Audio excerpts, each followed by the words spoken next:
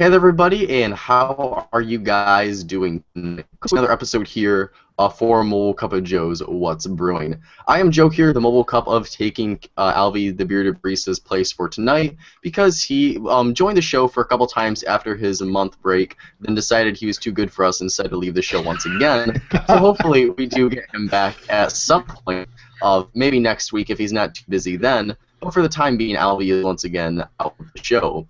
But it is his loss because we have an absolutely fantastic show lined up tonight. We have our I.O. predictions with our very fancy pun there that we got made up earlier this week. We've got some talks about Google I.O., obviously, some of the things we're really expecting from the event starting the 28th, so next week. Talks about Android M, possibly Google Glass 2.0, standalone Google Photos app, lots of stuff there. And we also have some other quick, freshly brewed news, Spotify, Zenfone, like that. We have an espresso shot over a blue phone I do not know the name of because Tony didn't put it in our show notes, but we do have that coming up, a very mystery device in that regard. And then also tonight joining us, we have Kevin, the Tech Ninja Nether, which you've probably seen him before on Android Authority in his own personal channel, Tech Ninja Speaks. So, Kevin, if you want to go ahead and introduce yourself and kick us off with going around and catching up with everybody, where can people find you and what's been going on with you this past week? Yeah, so hey guys, as he alluded to, my name is Kevin. And I'm the Tech Ninja, self-proclaimed, and formerly with Android Authority, and now I'm just pursuing my solo Android YouTube career. You can find me on The Tech Ninja on YouTube, and Tech Ninja Speaks is my website where I vlog and all that stuff. And also Twitter, Instagram, everything else is Tech Ninja Speaks. And right now I'm working on the review for the Zenfone 2, and also I'm working on the best budget phones for 2015 videos, so that should be coming out in about a week or so. And that's all going on my side. And by the way, thank you for inviting me for the show. I really do appreciate it. Awesome, yeah, really excited to have you on for sure. And going again left to right for our usual host here for the Brew Crew, we have ones and zeros Chuck Haines. What's going on with you this past week, man? Not too much, actually. Been playing some more with the Jad remix here. For those of you guys who may or may not have seen it on the socials, I did post my first Vine today, actually, all because I had to. Remix has got a little, I guess, contest, or they're looking for 20 beta testers for the new version of their OS, and so basically you have to do a little Vine and put it out on the socials on why you think they should be, you should be in their beta program. So I made one, couldn't get down to 6 seconds. So the original one's actually on YouTube, which I think is a lot more funny. And then there's the Vine one. So I'm going to tweet it out again tonight. Please retweet it. I'd love to get in the beta program so that I can give a first look to Mobile Cup of Joe on the new OS.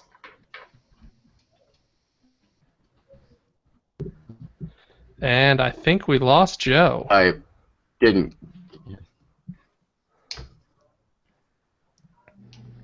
He didn't.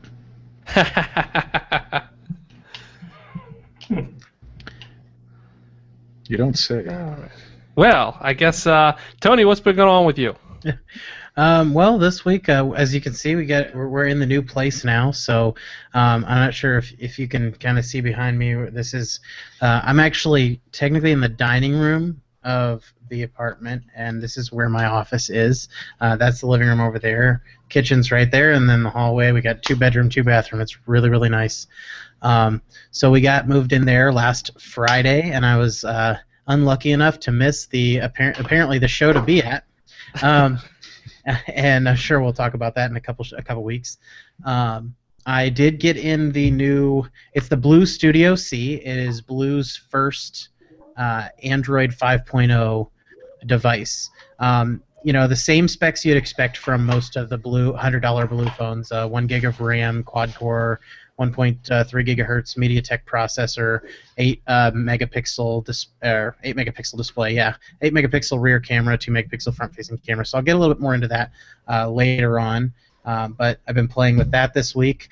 I was just telling the guys I had a drone fly away on me today, so holding a phone actually for video. So that was the excitement of my day. But other than that, just moving, getting adjusted to the new digs. It's been a pretty good week. All right, well, sorry my Wi-Fi decided to freak out tonight. It's been absolutely ridiculous of all nights, of course. Hopefully I'm back. My Wi-Fi decides to behave for the rest of the show. So we got Tony covered there, so we'll go ahead and move on to Back from the Dead Fred. What's going on with you this past week?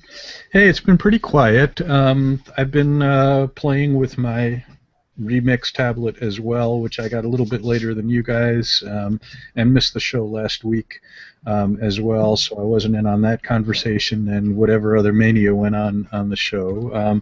I did have a nice little music gig in New York City, downtown Manhattan last week, which was cool. Great to be back on here, and looking forward to a nice show.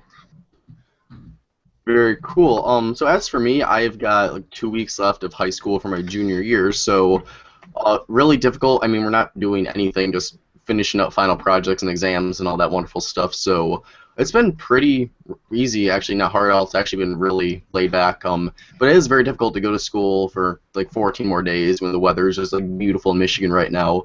But aside from that, I'm still playing around with the remix tablet from Jide. I got the LG G Flex 2 in this past week. And we can go ahead and settle the all the G4 jokes to rest, hopefully, for now, because thanks to all the teasing and the wonderful poking we had here for the past month relating to the G4, we'll say that the G4 came out early for me, and the said person that was G4 now in a relationship of sorts, so similar to her, I guess. Oh, that's terrible. So, yeah, we can set that aside, and if you've seen the show for the past month, you know what I'm talking about. If you don't, this is a really awkward conversation. But, yeah, so that's been my week. Now would be a good time for his Wi-Fi to drop again. Oh, you people are terrible. Well, let's go ahead and hop into the show then, because you have a ton to talk about. A couple of quick housekeeping rules before we get too far. If you are watching the show live, go ahead and hit us up in the Q&A if you're on Google Plus to ask us a question, and we will definitely be sure to get those answered live. So if you have a question for any of us here in the Brew Crew or our special guest Kevin Nether, definitely leave those in the Q&A here on the Google Plus for the event page. And if you're watching live but outside of Google Plus, hit us up on Twitter, Facebook, Google Plus, all the socials with a hashtag MCOJBrew and your question, and if we see that, we will get back to you as well. And also feel free to do that if you're watching the show afterwards for the video archive on our YouTube channel, or if you're watching or listening to the show through our podcast. But with all that said and wrapped up, let's go ahead and hop into our first story for the night, and that is with the Asus Zenfone 2, which has been released in some countries but just launched in North America. So Chuck, what is going on with the Zenfone 2, and is that phone for $199 that we should really pay any attention to at all? Yeah, I don't know. So let's go with the spec sheet, and not Tony, real quick here for the Zenfone, for those of you guys who aren't familiar. It is coming with Android 5.0 Lollipop. It's got a 5.5-inch display, which is a 1080p display there. Interesting choice of processor. It's got the Intel Atom quad-core in there. So I don't think we've seen really too many phones with the actual Atom processors in them. Last one I can remember, I think, is what the Motorola. They had an M phone or something that was out with an Intel, which I don't think actually ever got released here in the U.S. It's got a 13-megapixel rear camera. Comes with 16 or 64 gigs of internal storage. Of course, like most manufacturers, Asus is giving you some free storage with their cloud storage there. There's either a 2 gig or a 4 gig model as far as memory goes. It does have a micro SD slot, which I know a lot of people are kind of getting disappointed that a lot of phones these days are kind of losing that. It'll come in a wide assortment of colors and have your usual, Wi-Fi, Bluetooth, NFC. One interesting thing it does have is it does have dual SIM. Now, I don't know if that model is going to come to the U.S. Or not, or whether it'll just be a single SIM. Here in the U.S., we don't really utilize a dual SIM, so I'm not sure if they'd actually end up releasing that here or not. As far as the OS goes itself, it looks fairly stock Android, maybe with a little bit of a light skin on top of it. I know, Kevin, you actually have the phone, so I'm going to turn this over to you if you have any kind of thoughts on what you've seen with it so far. Yeah, so actually this model is from Amazon. I ordered it 2 days ago, and it actually does come with 2 SIM card slots, which Chuck alluded to, which is not really normal as far as anything in America. So it's actually pretty cool to see that. Just in case you do travel, you can put a different SIM card in there or what have you. Now, I've only used it for a day, so my opinions may be just, kind of like opening the box and it's a brand new shiny toy. But for me so far, it's been really snappy. A lot of the applications I use day to day, like Twitter and Facebook and Google Plus, just the normal stuff, has been pretty quick, and multitasking is pretty much instantaneous, especially with the 4 gigabytes of RAM. The camera to me isn't that great. I know Asus made a big deal about the camera. So I'm really disappointed with the cameras so far. It's just been really slow taking pictures. Like I was trying to take pictures of my nephew today, and he was running around the house playing around, but it's so hard to capture him, and every picture came out blurry. So, but I'm still working on it. But so far, I think for the price, $300, it is a competitor to the OnePlus One for sure. Yeah. So did you have the OnePlus One when it was out, or like just any point did you like ever own the OnePlus One yourself? Yeah, I have the OnePlus One. I actually used the OnePlus One up until the Galaxy S6 came out. That was my phone that I used. Alright, because I know like my mom was like looking for a new phone like under $300 roughly unlocked. So like, would you say that if you're looking at like a $299 model, which would be like the high-end Zen phone, and like the OnePlus One at $298, like which one do you think you'd like recommend at this point personally? At this point, personally, between those two, I would go OnePlus, but I also think you should look at the Idol 3 as well. The Idol 3 shocked me. It's actually one of the best budget phones I've used, period. It's almost stock Android. It has a few enhancements on top of Android, but beyond that, it's just a rock-solid phone. And the camera is actually really good, too. The OnePlus has better battery life. It's $50 more. But as far as software, I felt the OnePlus software is a little bit buggy because it is running the CyanogenMod, mod, and they're having issues right now with OnePlus and everything. So I think between those 3 phones, you really can't go wrong. But I'd go OnePlus, then Idol 3, then Zenfone 2. My thing with the OnePlus right now would be to say that unless you're gonna root it for her, have her root it and put Oxygen OS or the one that they specifically recommend from OnePlus, I wouldn't get it and just leave CM on it because they're not going to update it again. Mm-hmm. At least that's how it's sounding right now. So I mean, and we're probably getting this. That hardware will probably only even support one more major OS upgrade before it starts lagging. But I still, I wouldn't put my money on it right now because there are going to be plenty of devices that are in that price range coming out. As you can see, I mean, the OnePlus we started talking about the OnePlus, and then this year, this 12 months since the OnePlus One has been out, we've had all kinds of companies coming out with budget full flagship option. For sure. Yeah, because I was just looking at the Idol 3 because that kind of passed by me when it first initially came out, and it's actually like really impressive what Alcatel One Touch is able to do for like $249. I mean, I haven't been able to like use the device myself personally, but I'm really hoping I can get a review unit in at some point. But just like the initial reviews I saw, like getting a phone of that high quality at $250 is something that was just impossible, like just even a year ago. So it's like crazy. All these budget devices, like even Zenfone, just a phone for $199 if you get the 2 gig model, is still like really impressive that we went from like the Moto G, which is still a reputable phone, but now to these like actually like not high end phones, but kind of like high end budget phones, if you want to call them kind of something like that. Yeah, kind of a side note. It's kind of a question I want to ask the panel if you don't mind. Do you think these budget phones are going to put pressure on the big guys, the Samsungs, the Sonys, to actually bring their price down, or do you think this is just such a niche market that they're not going to actually incur any price difference? I have to say no. I don't think that it's going to. I mean, it may affect it a little bit, but it's going to be so small because the only thing is people are going to realize that it doesn't cost that much to build a good phone. And that may be the only thing that puts pressure on them. But as far as, people still want to own a Galaxy S6. People still want to own an iPhone 6. They want to own the newest of the one that everybody knows when they see it, oh, that's an awesome phone. Nobody knows what it is when I walk around with one of my blue phones. Nobody knows what it is when you walk around with an Alcatel. Nobody cares. So the people who want the phone as a status symbol, or just because that they only know what the high-end devices are, they're going to pay what they're going to pay. Yeah, I don't know. I think I might disagree with that a little bit because I think that I think as we see this kind of turn towards removal of contracts and people not paying a cheaper price for a high-end phone, and then of course paying these contract prices. I mean, AT&T is rumored to be doing away with contracts here shortly. Supposedly, unless you ask for it, they're going to put you on their what's AT&T's Next program or whatever in the heck their thing is called. Then you've got the T-Mobile Jump, you've got the the other ones. So I think that as people are seeing that, and they're seeing that they can outright buy the phone for $200 and keep their monthly price really, really low, I think you might see a little bit. I don't think you're going to see these Galaxy S6 prices come down to $300, but you might see them come down $100 or so.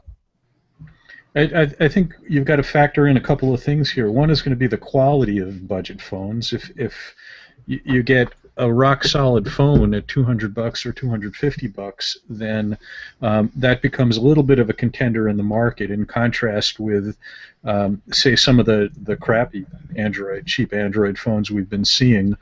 But then the other thing is really it's going to depend on how these guys market it. If Samsung is going to put zillions of dollars into marketing Galaxy S6 as an iPhone killer, then that's going to be the phone everybody wants. If somebody is going to go out and start pushing and do an advertising campaign on a $200 or $300 phone, then you have a little bit more of a player in the market.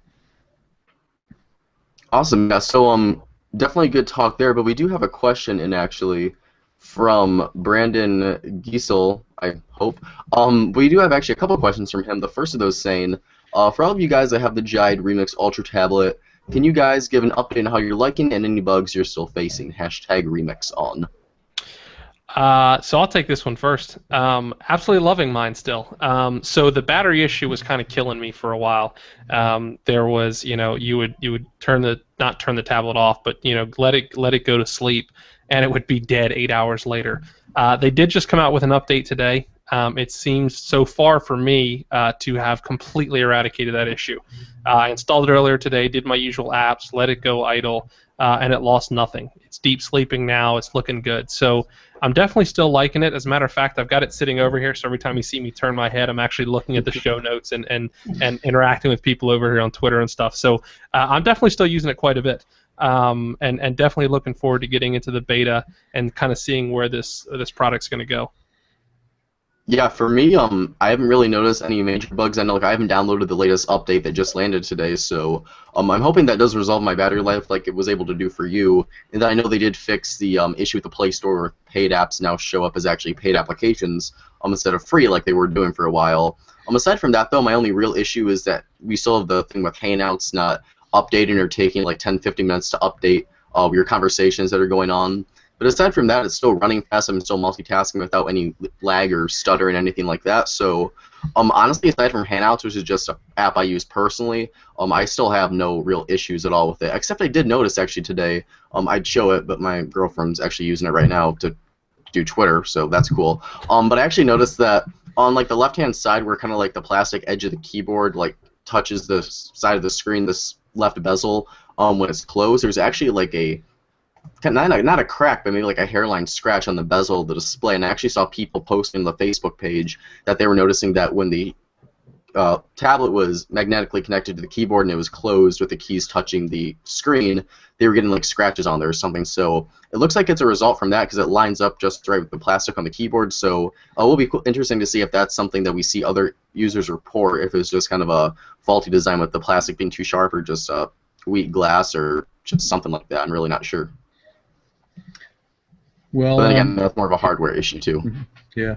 Over at my end, I'm not going to repeat the battery issue, which we've covered pretty well. I was a victim of what has apparently been a well-known issue because I got an email update on it. I guess you guys saw it as well on the keyboard bug, which is that a lot of people appeared to have the same symptom, which is got it, set it up, put the keyboard on, everything worked fine, and at some point, a day, 2 days, a week later, the keyboard started to disappear, basically. Mouse cursor disappeared, keyboard stopped responding. People had some interim fixes, disconnecting it, reconnecting it, restarting, and so on. I had this all day last Sunday when I was working using the tablet, and nothing appeared to fix it. It would come back, cursor would appear for about 2 seconds, and then the keyboard was non-existent. And at some point, I let it sit, walked away, came back, and as mysteriously as that had happened, it came back to life. Cursor reappeared, keyboard came back to life, and it's been working okay since. So it's a mystery, but apparently they're working on a more permanent fix for it.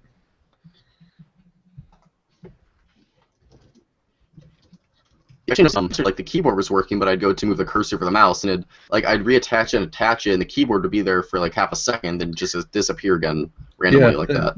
That's exactly what I had, and then as soon as you moved the mouse cursor, the track on the trackpad, it disappeared again. But did yours come back on its own?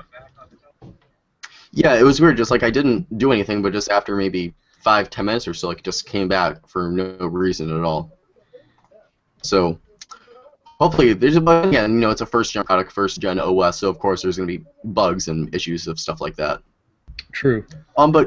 Yeah, so definitely thank you for the question on that. But going on to another topic we've got here for freshly brewed news, if you're a user of Spotify like I am, which I'm sure probably a lot of us here are, and a lot of people on the audience are as well, they actually had a big event this week where they announced a ton of stuff for an update that they're going to be bringing to their iPhone and Android apps.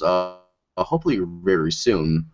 So there's actually a service. One of that is called Now. So when you swipe out from the left-hand side of your screen to get your different sections for the application, one of the pages you see will be called Spotify Now. And essentially what Spotify Now will do, it'll like look at the time of day it is, look at like maybe music you've listened to recently, and then try to curate different playlists and stuff for you that it thinks you're interested in. So we've got playlists right there.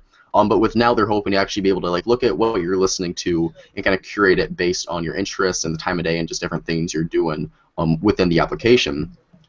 And another thing that I'm really interested in personally is called I take my phone out with me every single time when I go running. 90% of the time I listen to Spotify for music, the other 10% I listen to podcasts. But Spotify running is actually really cool. So right before you go on your run, you go to the running section for the Spotify application, and you open it up, and it'll say to start running. So Spotify can actually find the tempo of your running pace and have playlists and songs that is actually matching your pace for your duration of your run. And some other things there, the actual last big thing, Spotify announced they will be doing video and podcasts as well, so hopefully we can get the What's Brewing show on Spotify one day.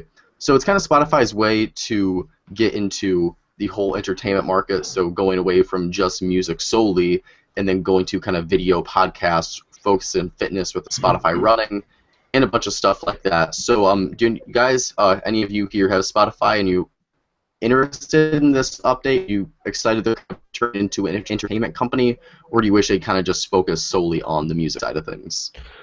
Well, I tell you, I used to use Spotify, and now I'm cheap, and since I have an Amazon Prime account, I go ahead and actually use the Amazon service since it comes with it, and then I don't spend the extra money. I think what I'd really like to see is Spotify offer some cheaper version of mobile or even free ad supported. I know that the old no one wants ads. Well, I want to use streaming. I don't need to download the songs to my music, that kind of stuff. Although I am kind of interested in the entertainment stuff. That does seem kind of cool. I would love to be able to go in there, and I probably will try to go on there and see like the ESPN stuff or the Comedy Central stuff, the little clips like that. What would be super awesome is if you can get the full shows on there. Like let me listen to Mike and Mike or any of those other ESPN shows that are on there through Spotify. If I can kind of have the one-stop solution for everything, I think I would definitely be interested in paying a little bit of money for that a month. Yeah, I'm actually not a Spotify subscriber. I use Google Play Music, but hearing what Spotify has to offer, it is intriguing me because they are kind of filling a void that I think Google Play Music is missing out on.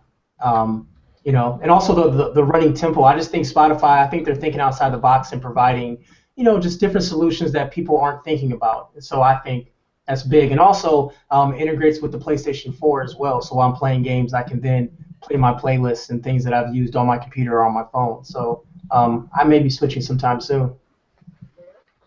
Yeah, I actually switched to Spotify a couple months ago because when Google changed their thing with Google Play Music, saying that you can only have like so many registered devices per year, getting a bunch Yeah. of review units in, it was kind of like a natural move for me to Spotify. So I've been really pleased with the service for the past 3-4 months I've been subscribed to it. So I'm really interested in the update to this, especially with Spotify running.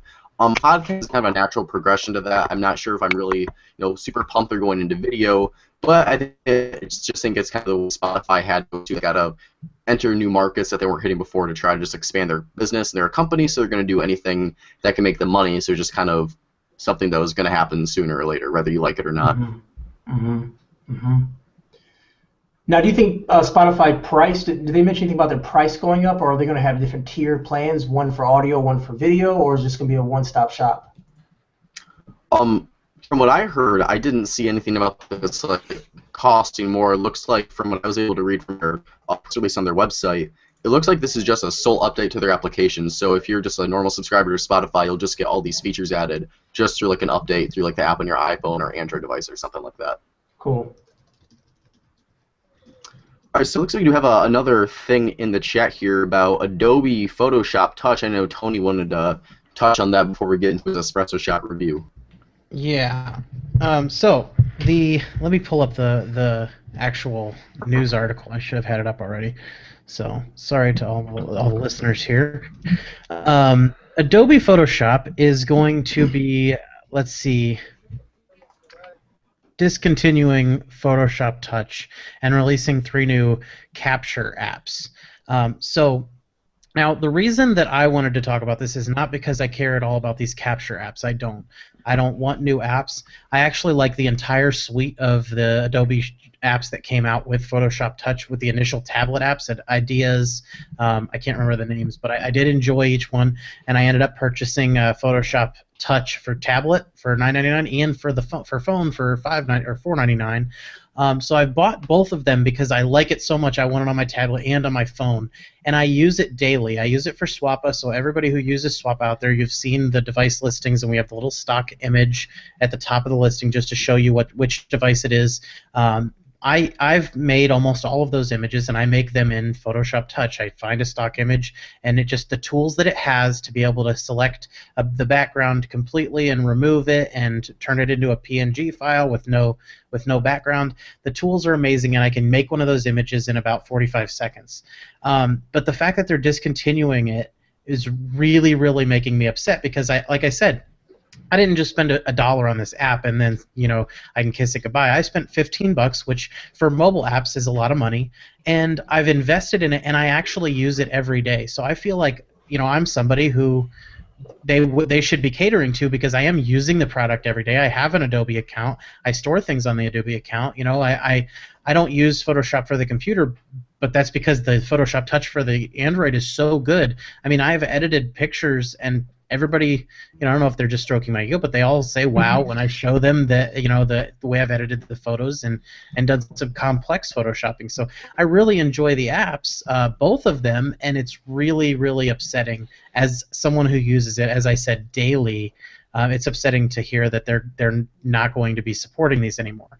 Now, I don't know if they're discontinuing that means that they're not going to be adding new features and they're not going to be enhancing it, but they'll still be supporting it. But I will really be upset. I will be way more upset, I should say, if I find out that they're not going to continue supporting it for future releases of Android. Because if my phone, when it first went up, when I first got a device that was KitKat, it wouldn't install on the KitKat device. I had to actually manually back it up and install it and sideload it in order to even use the app, and it worked. But their Play Store listing said that it wasn't compatible.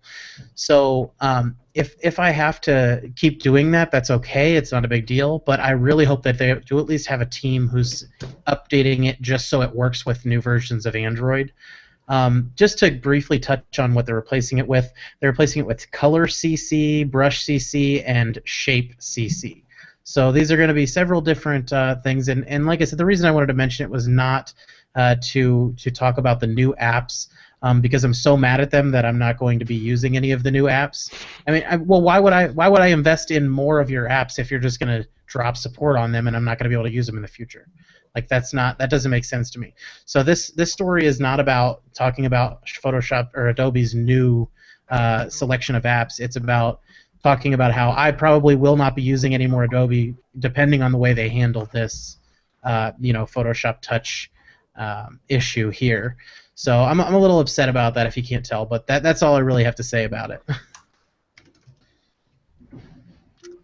All right. Well, I think I'm working okay now. Maybe I apologize for dropping in and out like that. This Wi-Fi is I talked about before. I live in Lawrence, Michigan, with one stoplight and a population of under 1,000. So this is kind of what you get for living in an area like that. Okay. Well, thank you, Tony, for your rant about Adobe that I missed, but I'm guessing it was nothing but the utmost quality with that. So before we actually go into your espresso shot review of the Blue Studio C, I do want to take a quick minute to thank our sponsor for tonight's show, which is the first time we've ever gotten the chance to say that here on mobile. Chuck's getting excited over there, so we'll go ahead and screen share Chuck right there. Show up your shirt one more time again. All right, hopefully you guys can see that. That's awesome. Very nice. And then, Fred, do you have your T-shirt on too? Yes, I have mine. Can you see it here? I did not know, but a Google reverse image search revealed this to be the molecular structure of caffeine, highly appropriate for the Mobile Cup of Joe show. Nice. And here it is, and it's in a bright electric orange as well. Yeah, then I've got on the Star Wars Empire Strikes Back, which is probably one of the coolest shirts I have ever owned. And we got all of this stuff sent to us from the... Oh, Tony, I forgot you got your shirt on too. Don't want to skip you over there. Mine says, turn me on it, so I got a little bit of a double entendre. And I can't really show you right here on the show, but if you want to check my Google Plus account, and I posted a picture. This, at first I was a little disappointed because this feels really plasticky and it's smooth. It's not, it's not fabric at all, and we were like, well, this feels like it's just gonna break after the first time we wash it, and it stretches out a little bit.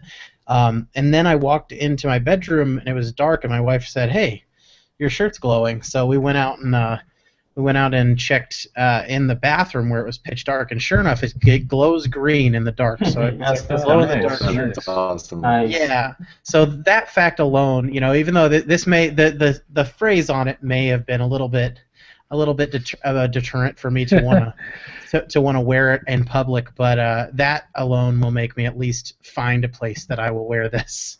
So we got... Did they make underwear for those? See, that would be a good pair of underwear.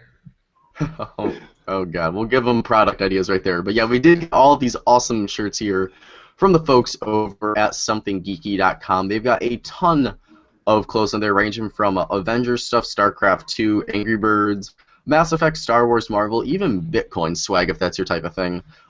If you want something geeky, somethinggeeky.com definitely has it for you there. And pretty soon, hopefully within the next couple of weeks, if you go to clothing and go to their technology section, you will find Mobile Cup of Joe's swag on there. So travel mugs, normal coffee cups, t-shirts, hoodies, any of the swag you want with the Mobile Cup of Joe logo, and maybe Alvie's face with the Take Us To A branding on there. You will be able to find that on Something Geeky. So thank you to them for hooking us up with these awesome shirts here to wear on the show. Definitely check them out if you want a t-shirt, hoodie, if you want even comics they've got on there. They've got like mouse pads, pretty much anything you want that's got geek swag and geek branding on there. Something Geeky has got it. Really good prices too. They ship from the UK, so shipping's like $7, but it's really nice material. This fits me perfectly, and yeah, really awesome stuff. So definitely check them out, and thank you very much for being our first sponsor here on the show. And now moving on from that, from our first sponsorship, was actually really fun to do. Tony's got an espresso shot review of the Blue Studio C. So I'm actually really interested to see how this device turns out, because it is the first Blue device that is running Android version Lollipop straight out of the box. So Tony, go ahead and just tell us a bit about this phone and what it's all about. Okay, well, like I said, now when you guys are talking about how odd the dual SIM thing is I had to laugh inside because pretty much every device I've ever received from Blue, which is pretty much every device they've made in the last year and a half, has had dual SIM slots. So I'm so used to that now. It does get annoying that, constantly having a little notification saying one of the SIM cards isn't in, but still. They manufacture them for here and overseas. So, but the Blue Studio C is the first Blue device with Android 5.0 on it. In my opinion, just a disclaimer, it's a $99 device, and before I go ahead and get into all of the specs, in my opinion, it should not be running Android 5.0. And that's because it's using the same dual quad-core 1.3 gigahertz MediaTek processor that has been in most of their devices, most of their non-LTE devices, I should say. And so, as much as I like the phone, and as much as I'm glad to see that they're keeping up with the current versions of Android, it lags a little bit, and I can tell that's due to the fact that Android 5.0 has a lot of those user experience optimizations that are kind of processor intensive. But just to explain, exactly what the device is, it's got a 1.3 gigahertz quad-core MediaTek processor, 8 gigabytes of internal storage, 1 gigabyte of RAM. It holds up to a 64 gigabyte micro SD card. It's got an 8 megapixel rear camera, 2 megapixel front-facing camera, a 5-inch 720p display, and that is being run by a 3,000 milliamp hour battery. So for a somewhat low-powered device, it's got a 3,000 milliamp hour battery, so this thing is going to last you for days. Now, it's not designed for power users who need their phone to be fast and do everything, because in my opinion, 1 gigabyte of RAM is not sufficient for a power user at all. Because I've actually, on every 1 gigabyte device I've owned, have gotten the low memory, close some apps notification. But it is unlocked for any of the GSM networks in the U.S. It is dual SIM, so I think you can buy it overseas under a different name, but it will work on in those Asian countries where you need dual SIM. And it is $99.99 on Amazon. It comes in this lovely, very manly mint green that I have. It comes in black, or it's almost more of a charcoal, orange, pink, and white, and they're all $99.99 on Amazon, Prime eligible right now. As far as this versus another Blue device, if you do like a Blue device, I would honestly say to go for something with KitKat or lower on it, because they have about the same specs. The 1 gigabyte of RAM and the quad-core MediaTek processor has been in all their devices that are not LTE, and it's just there aren't enough optimizations in 5.0 for their device to make me suggest buying, at least not the first one. That may be the issue. Maybe their first shot at 5.0, and that's why I'm not so happy with the software optimizations. But in general, it's a budget device, and you know what you're getting when you buy a $100 Android phone. So I am just happy to see, along with being happy to see that they're on Android 5.0, I'm happy to see that they're adopting the software buttons. Every Blue device I've had before has had the hard buttons. Now, it looks like they may have made this to have hard buttons below just because of the thickness down there. On my Nexus 6, it's a lot lower profile at the bottom, but at least we're getting something. You've got the swipe up to Google Now option there now. So, and they are coming out with a couple more devices that have 5.0 on them. So I'm looking forward to those. One I think has a Snapdragon 410 in it, and the other one has a MediaTek as well. I'm looking forward to see what the 410 does. I think that's one of their 64-bit processors. I'm interested in that one. Will have LTE too. So I've got some exciting stuff coming in. But as for the Blue Studio C, for a $99 device, I would say you still can't go wrong getting a Blue device at this price. But maybe hang on to one of the ones that has KitKat or earlier operating system if you really need the performance to be there. As for 5.0, I wouldn't say it's ready yet. Hopefully when they upgrade to 5.1, we'll be seeing some optimizations. Well, speaking of Blue and companies like that, we actually have another question in the Q&A from Brandon. He said, do you guys company market share in the future? Companies like Alcatel, Seuss, Blue, different companies like that. Possibly even get phones on your US. So, Kevin, what do you think about these smaller companies making a bigger splash in U.S. markets like that? Yeah, I think Fred hit the nail on the head earlier when we were sort of discussing this. I think it really does come down to marketing power. I think if you can explain to the consumer why you want the phone or why you need the phone, then I think they'll decide to buy the phone. I mean, because right now a lot of people are kind of confused like what to buy. Like they know there's Apple, they know there's Samsung, and they don't know anything else. I think as long as that trend continues, they're going to continue to pay the money for Samsung or Apple. I think marketing is a huge ploy that these companies need to do, but it takes money and it takes a lot of resources to do so.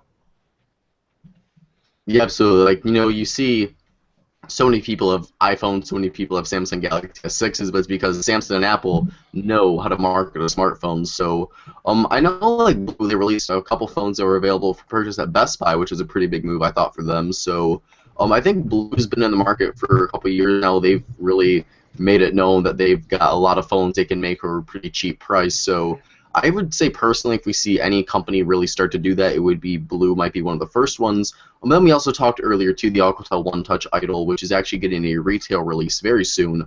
If we see these devices like that are actually really, really solid devices for a cheaper price, I mean, they're awesome purchases, but just a matter of if they can actually make consumers aware that this is still a solid phone, despite it costing like half the price of your iPhones and your S6s and those other gadgets like that.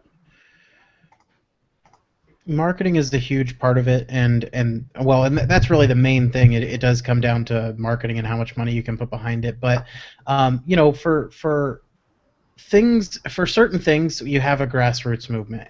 And if we see one of the problems with the tech community, like people like us, is that while we do support the little guy, we like we're talking about the Idol 3, things like that. We like the idea of these devices coming in at budget prices that have, close to flagship qualities. We're still the type that need the $700 phones for our work and for what we do every day. We want everything. We want the best camera. We want the best battery. We want the fastest, all the LTE. That's one of the reasons I can't really deal with Blue all the time, is because I need LTE, when I'm out and about. So I like the idea of all these budget phones, but I can't use them. So if I was using, which I used one of the Blue devices for a while as my main device. If I could continue to use these lower end or these budget companies, these smaller companies that that don't really have a presence in the U.S., if I could continue to use them as my daily drivers, then I would be able to start something, and all of us would. But we're the type who want, the S6 comes out, well, I'm going to buy it and give it a try. The Nexus 6 comes out, I'm going to buy it and give it a try. And if I don't like it, I'll go back to what I was using, or I'll get something else. But we're not able to really be the you guys used to call me the Blue Apostle. We're not able to really be the brand apostles for these guys because, yeah, I really like the idea, and this is a good phone for your needs, but I'm not going to use it. It's not good enough for me. So if we could get tech guys who are always using the devices we're talking about, then I think we could really see a change. Yeah, I completely agree with everything you said right there. I think you pretty much nailed it exactly down how I would have said it too. Before we go too far, too late into the night here, we do have to hit our main topic, which our show is named after for tonight, and that is our Google I/O predictions. So for those of you who aren't familiar with it, it's Google's developer conference they hold every time around this time of year, and it starts on May 28th this year and goes through the 29th, so Thursday through Friday. And in the past, it's kind of been geared more towards developers, but within the past few years or so, past 2 or 3 years, we've really seen this be big updates for Android. Last year we saw Android Lollipop to Android Wear, a lot of things like that. So this year's Google I/O, we've been hearing a lot of rumors of what we're going to see there. Most importantly, we've heard stuff about Android M, the successor to Android Lollipop, Google Glass 2.0, a ton of stuff like that. So there's really anything, a bunch of different ways you could go right here. That poster just fell. So I'll go ahead and let anyone here, free game, just go ahead and jump in there and snatch a topic. What do you think is going to be around the table here? To start off with Chuck here. What do you think is going to be the biggest thing we see at Google I/O this year? What are you maybe most excited for? Well, to be completely honest with you, the thing I'm most excited for is obviously Android M. But I think the some of the things that we've been rumored to see, that the fine-grained permissions which is just going to be awesome. To be able to turn on and off permissions for an app is definitely going to be nice if they do it in such a way that it's intelligent. Some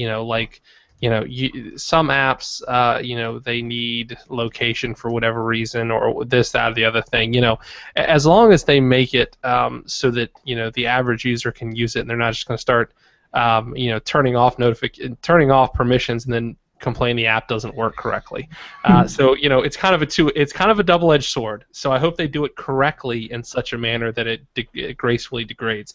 But I actually think the biggest thing that's going to come out of I/O is going to be what we're hearing is called Brillo. I think it's pronounced Brillo, which is kind of their operating system that's going to be for their Internet of Things devices. So Google, I think we're going to see this year, is going to make a huge push into home automation.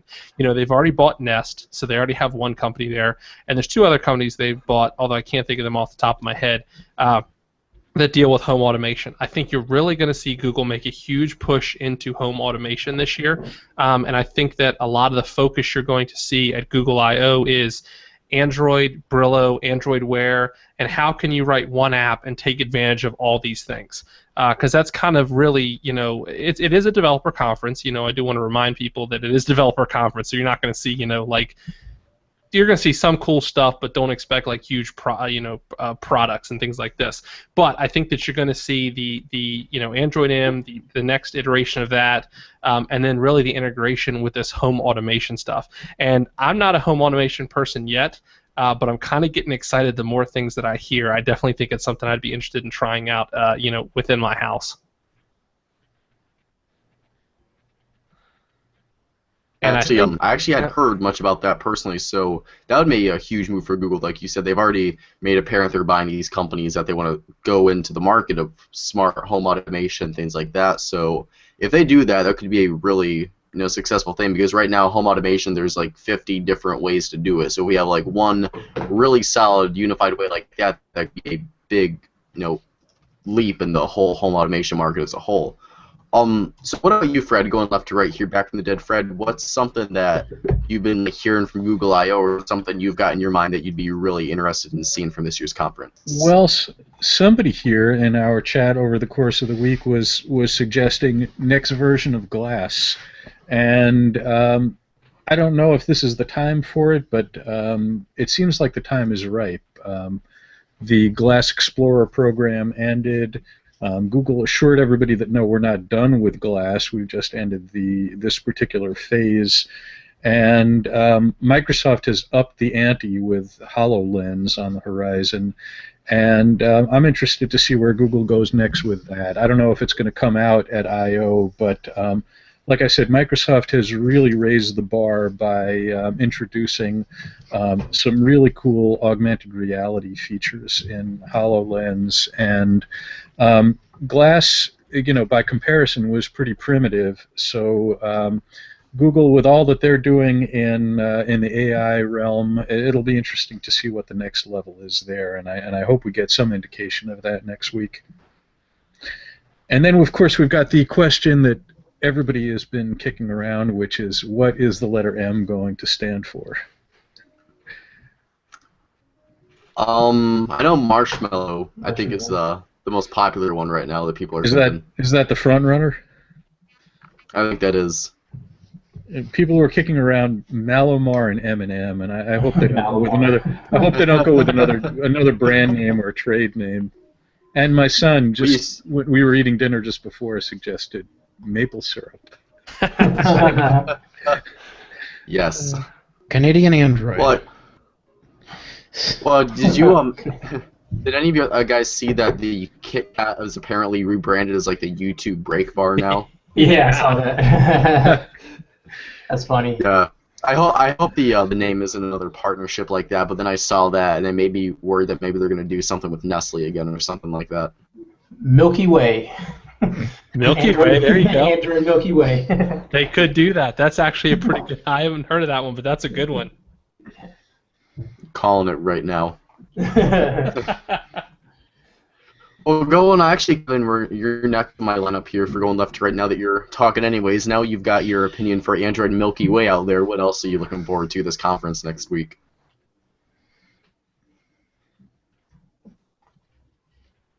I think you forgot to actually say Kevin. Oh, sorry, that's my mic cut out. Tech Ninja. Oh, We lose him?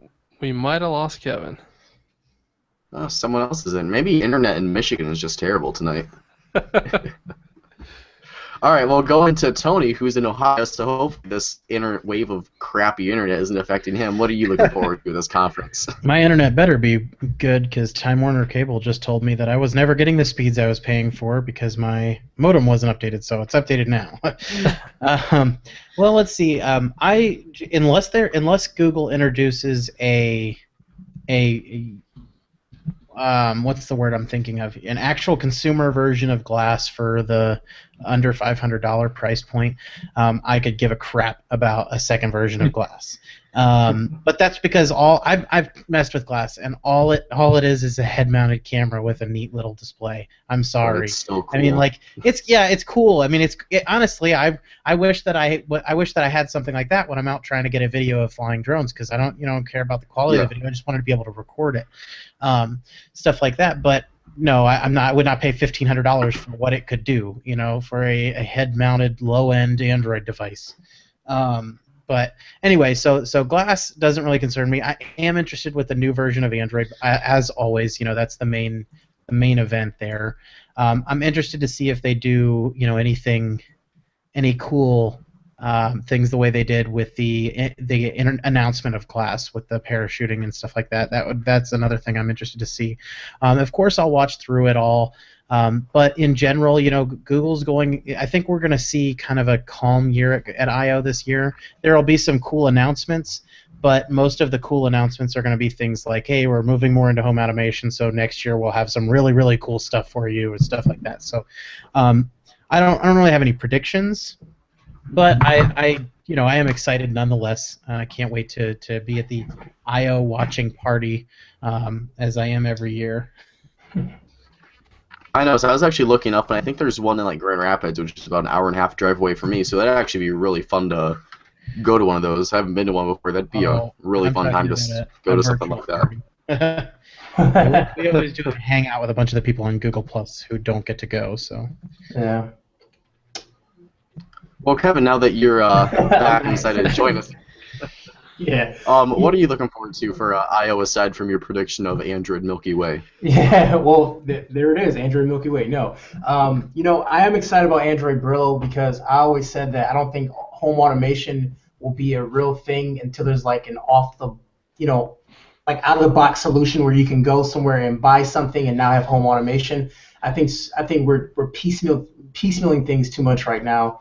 And there hasn't been like a big name in home automation just yet. So I think once Google really initializes this and really kicks it into high gear, I think we may start seeing it more. What I really think they're going to do is start announcing partnerships with different companies like GE or whomever will make dishwashers or whatever. And what I was reading is that Brillo only requires 32 megabytes of RAM at the lowest, or 16, one of those low numbers megabytes of RAM. So what I'm thinking is that they'll put this into like a coffee maker or put this into a stove, and they'll give you notifications like, hey, the coffee's done or whatever. Just send you a quick push notification to your Chromecast Android. Yeah, put like a quick push notification to your Android Wear Watch or Chromecast 2. You're watching Netflix. You put something in the oven, and then it lets you know the food's done. It'll put a little message on your Chromecast. I mean, that's what I think that home automation will be, just a smarter home. And that's what I'm hoping for. Chromecast 2, I think they should put the Wi-Fi 5 gigahertz in it because I can't use Chromecast in my house at all because I don't know why, my house isn't that big, but I can't use it because it doesn't use the faster Wi-Fi. So I think if they get you a better Chromecast and hopefully kind of, I guess, relaunch the Nexus Player or even make one device that's sort of a hybrid of the two, because I really did like the Nexus Player. I don't think it got the shelf life that it really deserved. So. Yeah, especially with Oh, go ahead, Chuck. You've got. We know that if it's only using 16 megs of RAM, it's certainly not running any version of Chrome at all. So. No. But. Interesting enough, you were mentioning the Brillo and getting with third parties and stuff. Apple kind of tried to do that. with home automation. It kind of went by the wayside, but they announced, I think it was HomeKit, or I forget exactly what the name of it was, but it was basically a set of APIs that any company could implement, and it would immediately be available, immediately integrate in with Apple products. I haven't really seen that come to fruition, so I hope that Google's plan is more than that. Like even if they partner with it, I hope they really push it across the finish line. Yeah, and I think it's called Brillo because of like a Brillo pad, and it like sucks up information, it sucks up germs, so maybe it's sucking up information. I don't know. Okay. Whatever. Another prediction: Brillo pad and Milky Ways. Write it down. There we go. Here first. So, Brandon in the Q&A, who's being an excellent straight man, setting us up for good topics here, while we're on the I/O subject, asks whether we think there's going to be more about Android Auto at this year's I/O, and are you guys excited for Android Auto? I haven't got the chance to try Android Auto because I drive a 2000 Volvo V40, so there's no way I'm getting that technology in my car. I think we'll probably see updates to Android Auto, Android Wear, Android One like that. I don't know if we're going to get anything major since those were all really announced at last year's I/O. But probably just some menial updates, but I wouldn't really expect Android Auto to be a big showcase for this year's conference. Here's my only request for Android Auto if they do it. Put a real touchscreen in the devices. So I don't know if you guys know or not, but apparently all the Android Auto current touchscreen devices are resistive touchscreens. Not a single one is capacitive. That's not. I don't want to think about that. It makes me sad. Is there a reason for that, or is it just a cost saver? Is there something about the presence of the screen in the car, or temperature changes, or something that's keeping them away from a true capacitive touchscreen? I don't know. It's a good question. Actually, it looks like we have another question from Brandon in the chat as well. We kind of covered this a little bit, or Tony, but what do you guys want to see from Google Glass version 2? In regards to hardware, better battery life, because when I tested it out for about a week or so, a couple years ago, you can get through maybe 2 hours of using it, and then the thing's completely dead. So better battery life for sure in regards to hardware. Software, I personally like what Google was doing, which is kind of like glance up and see information when you want it, glance down when you don't want it. So I think software was good. They really had that refined. They actually had some really good developer support when I tested it out, which was like a year and a half ago at this point. So my only main concern would be hardware, refining software a little bit, but just increasing battery life and maybe the design of it, and that would be good enough for me personally.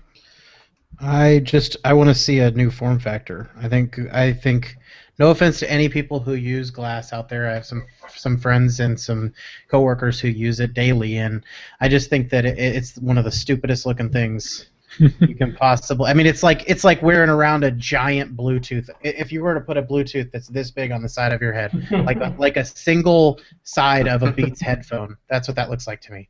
I mean, it's just that intrusive. It's supposed to be out of the way. It's not supposed to be intrusive, but I don't like it. I don't like anything about Google Glass. I hate on glass. I don't care. Well, Tony, you're the one who wore the Moverio goggles on here that one time, too, on the show. Yeah, and by the way, that was the only time I ever wore them. Yeah. Actually, I think Google Glass, and everyone probably agree with this, that the way it was, we were beta testing Google Glass. That's all it is. It was a big science project to see how people were going to wear it and see how people were going to react to you wearing them.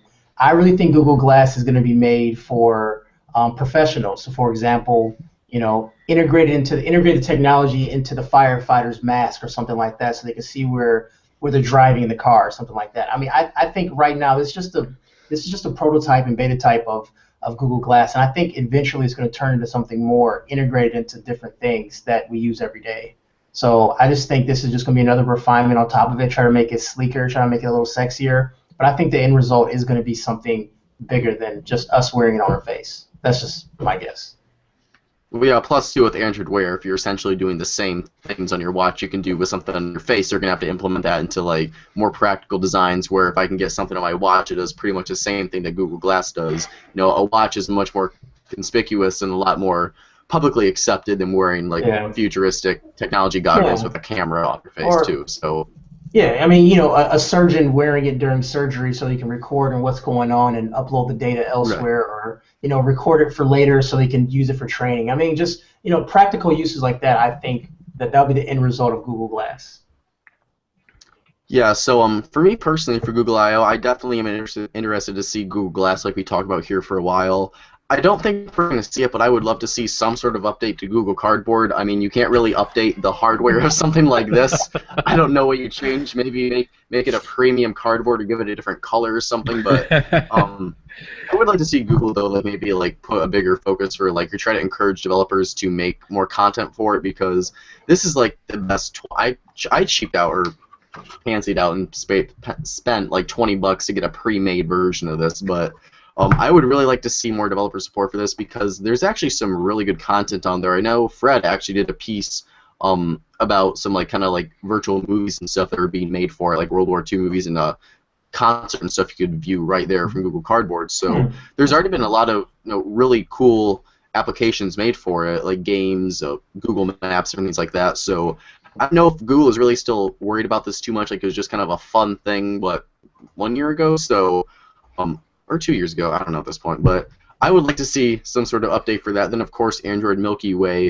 Chromecast 2, if they update that, I would be interested to see how it goes, because if you have a Nexus player, it does everything the Chromecast does, and then Google kind of went from Chromecast to just straight up Google Cast. So if we do get another type of HDMI dongle, I would maybe guess it's not going to be called Chromecast, because I don't know, since that name brand is kind of dying off and is just strictly Google Cast at this point, maybe called like a Nexus Cast or Nexus Stick or something like that. It's kind of like the Nexus player, just maybe a cheaper model. Do you get maybe like the Fire Stick did, maybe like a cheaper interface to get Android TV or something along those lines.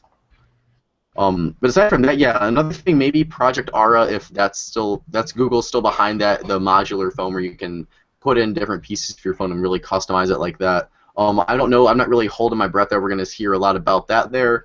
But again, I'm picking out the weird things, Project Aura and Cardboard virtual reality, so I'm being the weird one out of here and picking the stuff that's probably the least practical of the things we're going to see at the conference. And looking through our Q&A real quick, just to make sure we don't miss any of Brandon's questions. So thank you, definitely, Brandon, for keeping us busy in there. But I think we hit all of those, and we are coming up close to our time frame. So do you guys have any closing thoughts on Google I/O this year? Any kind of summary thoughts for the conference as a whole? No, I mean, I think that I'm interested from a developer's perspective to see, the actual developer side of things. I think one thing we hadn't mentioned was Android at Work. I think that's going to play a big role, and there is some rumors. There is code in AOSP for multi-window. So maybe we're finally going to see multi-window. I don't know. That'd be awesome. Please. Yeah. I want it so bad on my Nexus 6. I just so bad. Yeah, and then of course, like Google I/O, there's always weird surprises and stuff that they come out with usually every year. So it's always a fun time. Like it's a developers conference, so it's not geared towards consumers, but for us kind of techie enthusiasts, it's always a fun time to watch that and see. But that does about wrap up our show tonight for Freshly What's Brewing. I can't even get the name of our show tonight, right? Oh my God, the Wi-Fi is killing me. But thank you guys so much for watching. Thank you so much to Brandon and everyone else who sent us questions on tonight. We apologize for the Wi-Fi issues we had with Kevin dropping out, then me dropping out like 5 times throughout the show. I can get to a place considerably like 3 mega download and 1 megabit upload. It's atrocious, and I'm trying to get through it, but it's rough sometimes like tonight. But thank you to everyone who stuck through tonight's show. If you have any questions for us after we do get off air, you're listening to the podcast, watching our show on YouTube, go ahead and submit them using the hashtag MCOJBrew, and I'll go ahead and go left to right to wrap us up, get us out of here, and go through and see what the Brew Crew is doing for the rest of the week. So, Chuck, ones and zeros, do you have anything exciting planned for this Memorial Day weekend coming up?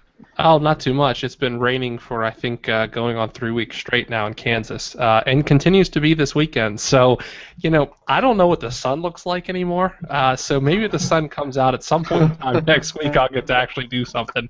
But no, only thing is Alvie, please come back next week so we have a real host. I mean, I'm sorry, Joe, I didn't mean to say that. Oh, Oh, no. that's getting heated with all the burns. That was it. Well, Chuck, I know I guess I'll have to fire you too since Greg's off here. Fired him last week. You're not going to be out here next week either. Well, I figured your Wi-Fi would drop about the time I would say it, so it'd be okay.